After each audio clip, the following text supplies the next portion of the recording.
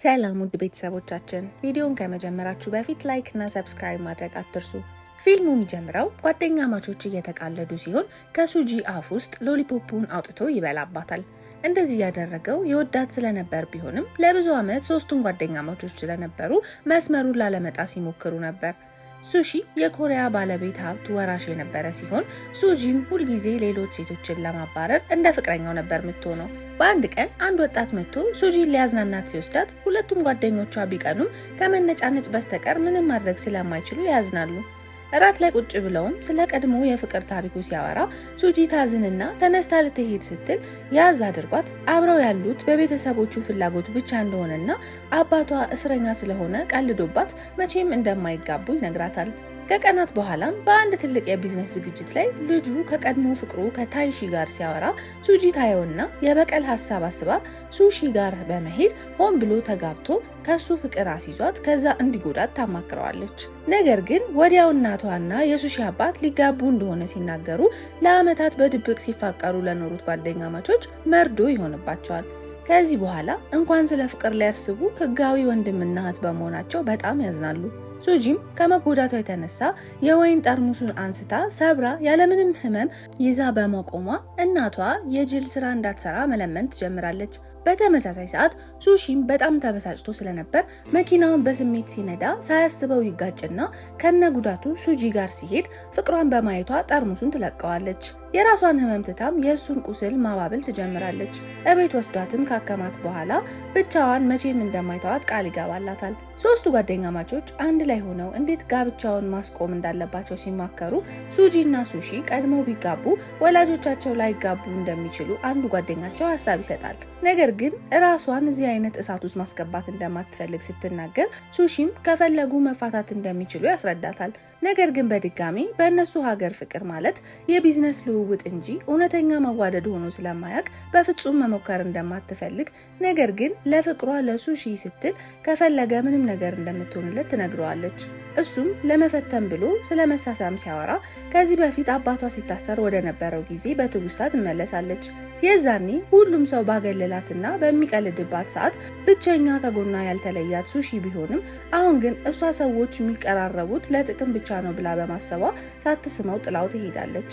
እናም በልቧ ቅድመ ሁኔታ ታስቀምጥለታለች። ይህም ከወደዳት መጀመሪያ ታይሺን እንደሚያጠምድላትና ከዛም አብረው እንደሚሆኑ ነበር።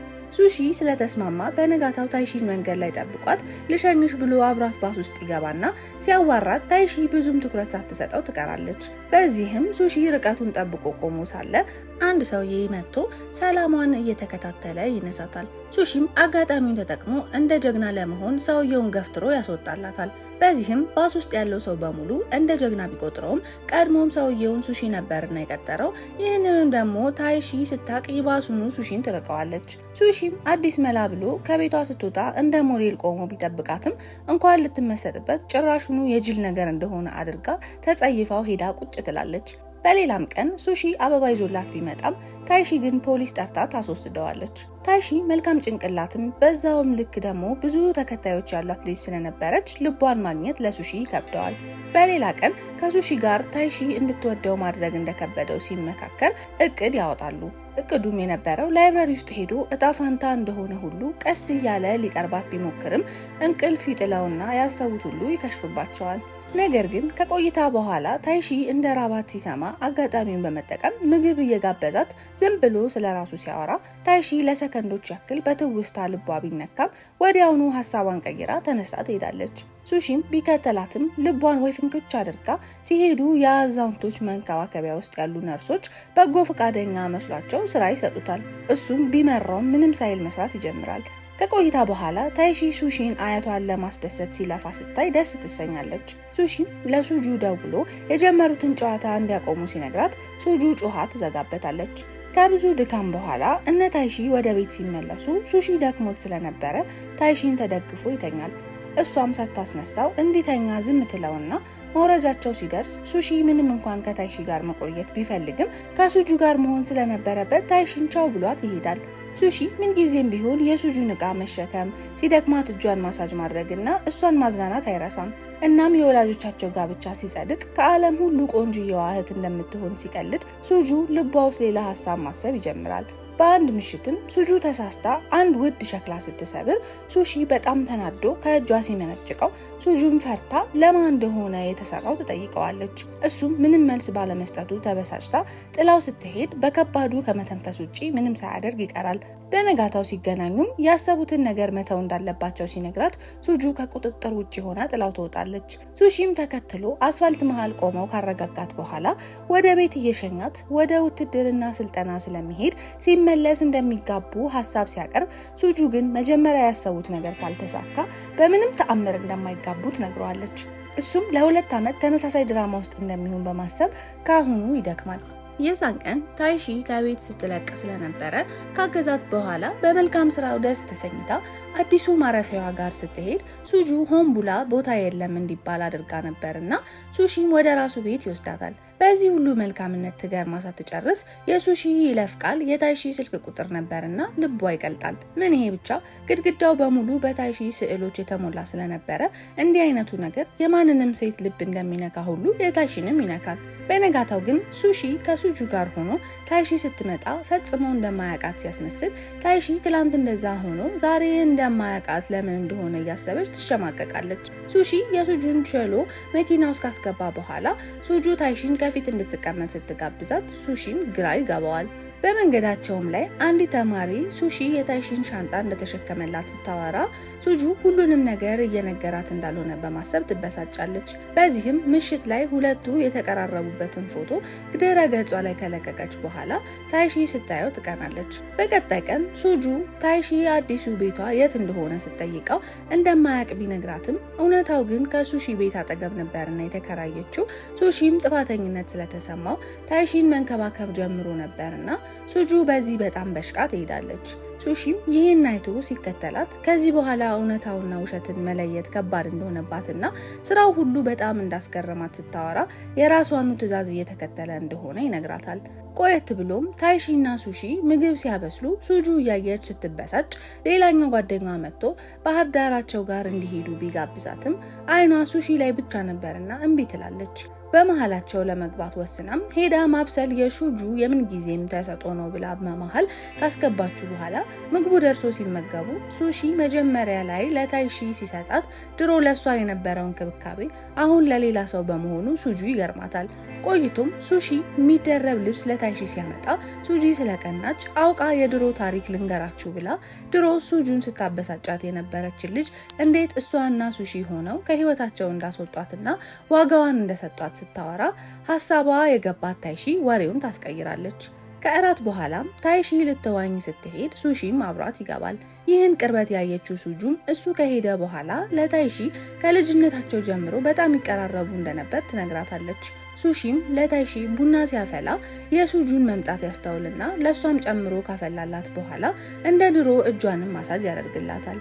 ይህንን ታይሺ ስትመለከት በሁለቱ መሃል የሆነ ድብቅ ነገር እንዳለ ታስባለች። በነጋታውም ምግብ ሰርቶ ማያውቀው ሱሺ ለታይሺ ሲያበስል ሁሉ ነገሩ እንደ ትንሽ ልጅ ነውና ተወዳጅ ነው ብላ ታስባለች።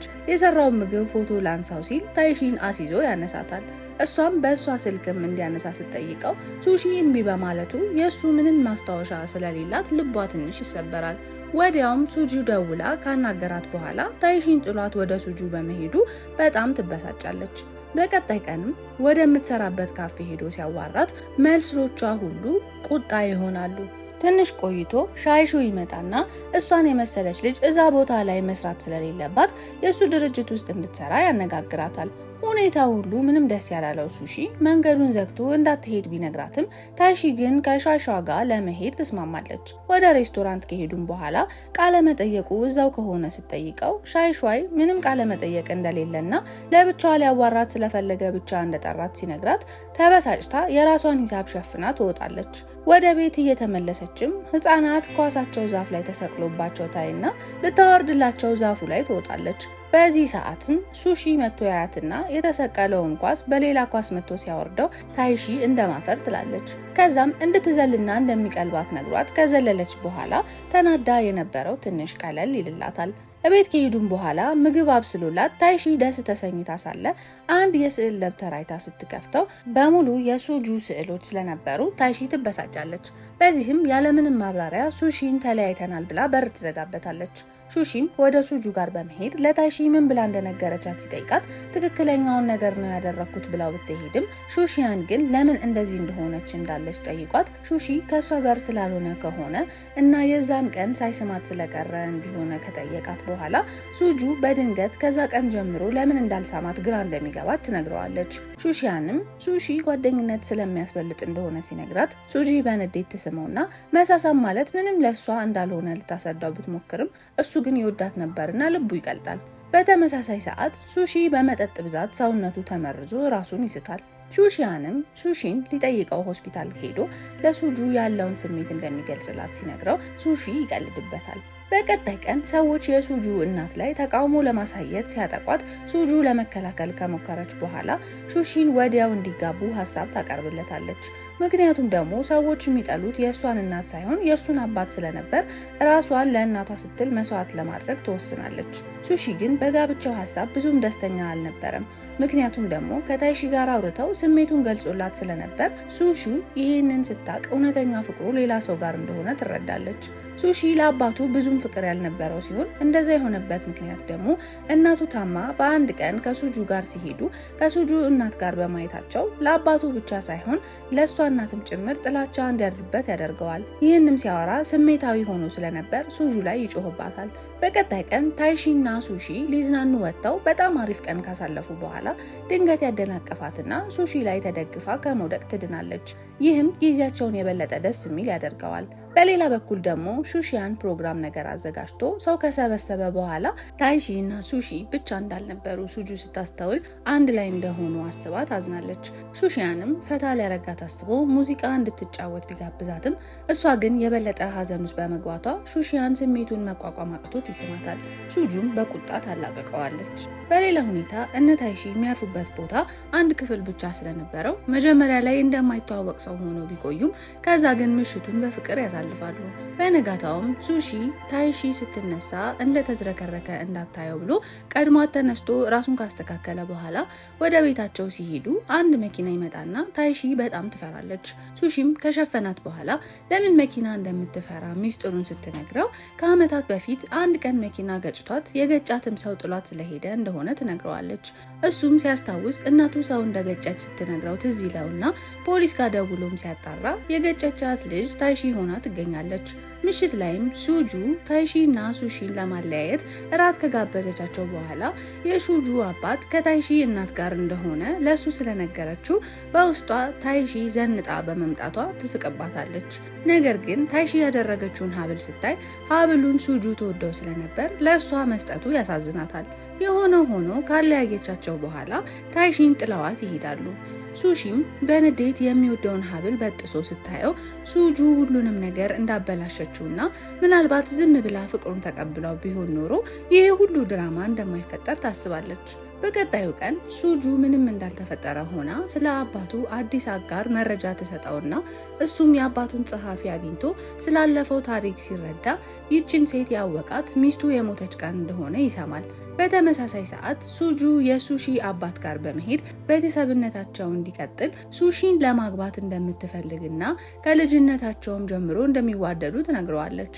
ምሽት ላይም የሱሺ ልደት ነበርና ከሹሺያን ጋር በመሆን ሰርፕራይዝ ቢያዘጋጁለትም ሹሺ ግን በጣም ተናዶ ስለነበር የመጣው እዛው ልቡ ውስጥ ያለችው ብቸኛ ሴት ታይሺ መሆኗን ይናገራል። ምክንያቱም ደግሞ ባለፈው ዕለት ታይሺ አስቁመው ካልወደዳት ለምን በእናቷ ሰበብ እንደሚርቃት ሲጠይቀው ከዓመታት በፊት መኪና የገጨቻት የእሱ እናት እንደሆነችና በዛ ስለሚሳቀቅ እንደሆነ ይነግራታል። እሷም በእናቱ ጥፋት እሱን እንደማትጠላውና በጣም እንደምትወደው ትነግረዋለች። ሹሺያንም ሹጁን እውነተኛ ስሜቷን ከበፊትም ብትናገር አሁን እንደዚህ ልቧ እንደማይሰበር ከነገራት በኋላ ወደ ቤቷ ስትመለስ እናቷ ሹሺ እንዳሰበችው ቢዝነሱ የተሳካለት ስላልሆነ እሱን ማግባት ማሰቧን እንድታቆም ትነግራታለች።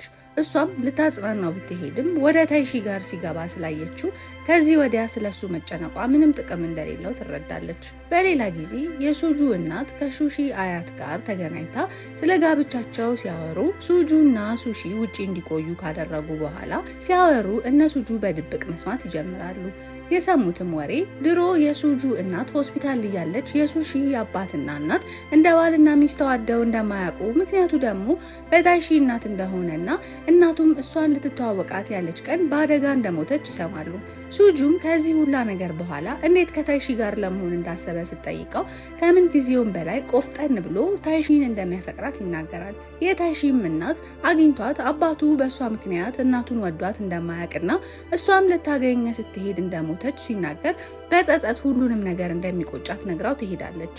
ሱሺም ታይሺ ጋር ደህንነቷን ለማወቅ ደውሎ ካረጋገጠ በኋላ ወዲያው ሱጁ ታይሺ ጋር ሄዳ በእሷ እናት ምክንያት የሱሺ እናት እንደሞተችና ሱሺ እና እሷም እንዲጋቡ ቤተሰብ እየተስማማ እንደነበር ነገር ግን ታይሺ ምክንያት እንደቆመ ትነግራታለች። ታይሺም በሀዘን አድራሻዋን ካጠፋች በኋላ ሱሺ ሱጁ ጋር በመሄድ ለምን እንደዛ እንዳደረገች በብስጭት ይጠይቃታል። እሷም ሁሉም ነገር እሱ ባያበሳጫት እንደማታደርገውና በዛ ላይ ደግሞ እሱን ለመጠበቅ እንደሆነ ትነግረዋለች። በመቀጠልም ተወደው ስለነበር ፍቅሩን ብቻ ለማወቅ እንደፈተነችው እንጂ እንደዛ ጥላት እንዲሆኑ እንዳልነበረ ብትነግረውም በጣም ስለተበሳጨ ትቷት ይወጣል። ሱሺያንም በሁኔታው ሱጁ ስላሳዘነችው ሲያጽናናት ሁል ጊዜ ሱሺን ስትል ሌላ የሚወዳትን ሰው ልታጣ ተቃርባ እንደነበር አስባ ታለቅሳለች። እሱም ትከሻው ላይ አስደግፎ ያባብላታል። ሱሺም ጋር ሄዶ ከመጀመሪያው ስሜቱን ግልጽ ሊያደርግላት ይገባ እንደነበር ይነግረዋል። በሌላ በኩል ሱጁ ወደ ቤቷ ስትመለስ ሁልጊዜ ጠንካራ ሆና የምታውቃት እናቷ እያለቀሰች በማየቷ ደንግጣ ምን እንደሆነች ብትጠይቃትም ከዝምታ ውጪ ምንም መልስ ስላልነበራት ሱጁ ከታይሺ ጋር በሚገናኝ ጉዳይ እንደሆነ እርግጠኛ በመሆን መኪና ማቆሚያ ውስጥ ሄዳ ታይሺ ላይ ትጮህባታለች። ታይሺም ስለ እናቷ ካሰበች መልሱ ራሷ እናቷ ጋር እንደሆነ እየነገረቻት ወዲያው ሱሺ ይመጣና ከታይሺ ፊት በመሆን አብሮነቱን ያሳያል። በዚህም ሱጁ በጣም ተናዳ መኪናዋ ውስጥ ከገባች በኋላ ልትገጫቸው ወደ እነሱ ነድታው ነገር ግን አጠገባቸው ስትደርስ ታቆመዋለች። ሱሺም በጣም ቢበሳጭም ታይሺ ግን ችግር የለውም ብላ ይዛው ትሄዳለች። ሱጁም በጣም እያለቀሰች ሱሺያን ጋር ስትደውል በፍጥነት ወደ እሷ ሄዶ ወደ ቤት ከወሰዳት በኋላ ሌሊቱን ሙሉ ስታለቅስና ስትባንን ካደረች በኋላ አሁን ላይ ሁለቱ ብቻ ስለቀሩ ብቸኝነት ከተሰማው ትጠይቀዋለች። እሱም በአንድ ወቅት ክፍል ውስጥ ከሱሺ ጋር ያያትን ያስታውሳል። በቀጣይ ቀን ሱጁ ወደ ቤቷ ስትመለስ እናቷ ለሱሺ ማያውቀውን እውነታ ማለትም ደግሞ ስለ አባቱ ፍቅረኛ ለእናቱ የነገረቻት እሷ እንደሆነችና የዛን ቀንም አድራሻዋን ነግራ የላከቻት እሷ እንደሆነች ስትነግረው በመስማቷ ሱጁ በጣም ታዝናለች። በሌላ ቀን እና ሁኔታ ሱሺ አያቱ እስከ ዛሬ ድረስ ጥያቄ የነበረበትን እውነት የአባቴ ልጅ ነኝ ወይ የሚለውን ነገር በሕክምና ማስረጃ እያሳየችው የአባቱ እውነተኛ ልጅ እንደሆነ ትነግረዋለች። በሌላ ሁኔታ ሱሺያን ታይሺን ጠርቶ ሁሉንም ነገር የውሸትና የበቀል እንደነበር ነግሯት እሷም ልቧ ተሰብሮ የሄደች ሳለ ሱሺ ሲመጣ ከማዘን ውጪ ምንም ሳትለው ጥላው ትሄዳለች። በዚህም በጣም ተናዶ ጓደኛውን ከመታው በኋላ የሶስቱን የድሮ ፎቶ ሲያይ እንደዛ ይዋደዱ እንዳልነበር እንደዛ ጓደኛ ማቾች ሆነው እንዳልነበር አሁን ጠላት መሆናቸው አሳዝኖት ይሄዳል። የተፈጠረውን ሱጁ ስትሰማ ይቅርታ ልትጠይቀው ብትሄድም እንደሌለች ቆጥሮ ዝም ይላታል። በአንድ ቀን ሻውሻይ ስለ ታይሺና ሱሺ ሲሰማ ተናዶ ሱሺን ሰው ሰብስቦ እያስደበደበው ቪዲዮ ሲለቅ ታይሺ ወዲያው ወደ ቦታው በመሄድ ልታስቆመው ትሞክራለች።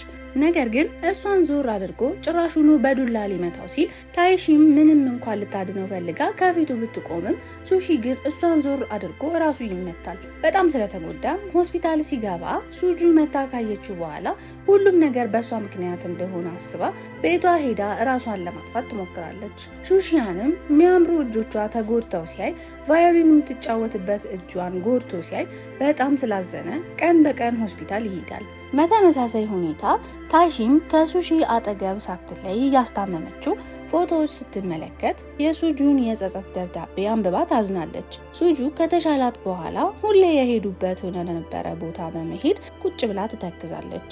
ከጊዜያት በኋላ ታይሺ ዶክተሮች ወደ ሱሺ ክፍል ሲሄዱ አይታ በጣም ስትፈራ ጓደኛዋ ነቅቶ እንደሆነ ነግራ ብታረጋጋትም ታይሺ ግን በውስጣቸው ያለው ነገር እስኪወጣላቸው ድረስ መገናኘት እንደሌለባቸው አስባ ሳታየው ትቀራለች።